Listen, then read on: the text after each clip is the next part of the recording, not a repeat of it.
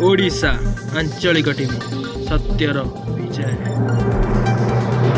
जिला स्तरीय गांधी जयंती तेलंगा पेंठरे पालन करा जायछि। कटक जिला महानगर तेलंगा पेंठ स्थित गांधी स्मृति पीठरे जिला स्तरीय 155तम गांधी जयंती पालन करा जायछि। उत्सव मुख्य अतिथि भाव मुख्यमंत्री श्रीयुक्त मोहन चरण माझी जोगदे जातीय पताका उत्तोलन करने सहित गांधीजी प्रतिमूर्ति में माल्यार्पण करते। पर गांधी दर्शन उपरे आधारित फटो प्रदर्शनी को फीता काटे उद्घाटन करने सहित गांधीजी ओडिशा आसिबा समय जो स्थान में अवस्थान करते से सबु स्थान फटोचित्र बुली देखिथिले। आयोजित पदयात्रा बालिअंतारू आसी एही तेलंगा पेंठरे गोटिए राति बिताइथिले। तेलंगा पेंठर एही पवित्र माटी को प्रणाम करुछि। गांधीजींकर स्वप्न थिला गाँर विकास हेले देशर विकास होई परिबो।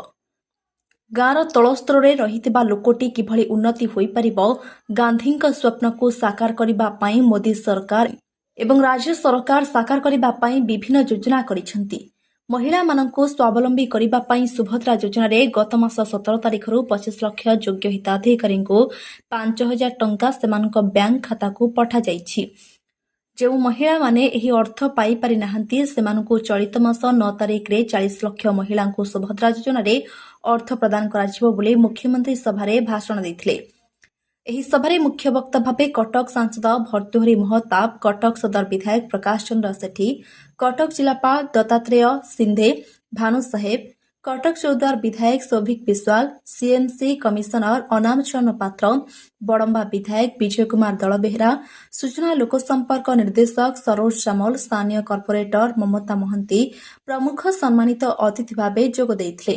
शेषरे मुख्यमंत्री जिला प्रशासन पक्षरु आयोजित वक्तृता चित्रांकन रे प्रथम, द्वितीय, तृतीय स्थान अधिकार करिथिबा छात्र छात्री को पुरस्कार प्रदान करथिले। समस्त विधायक और कटक सांसद निजर भाषण रखिथिले।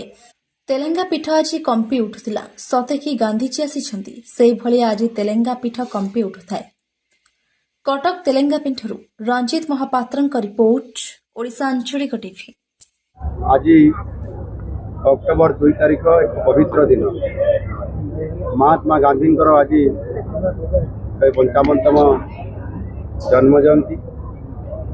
आई शुभ अवसर आज नुआ सरकार आमर आसला प्रथम थर कर मत सौभाग्य मिला ये कटकर तेलंगा पीठ जो 1934 मसीहा मई मास 16 तारिख ये संध्यारे से पहुँची एवं ये जो बटवृक्ष मूल से शयन करते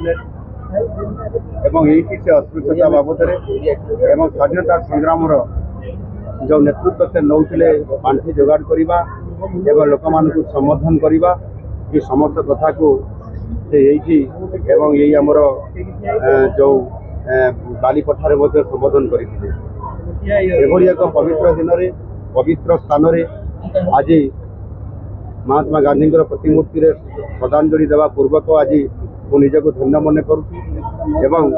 निश्चित भाव मु आज मोर 4.5 कोटी ओडिया को मु वार्ता देवाई चाहूँगी जे तांकर जो नीति एवं आदर्श एवं विचारधारा थिला से आधार रे आम समस्त को अनुप्राणित होगापाई पड़ो।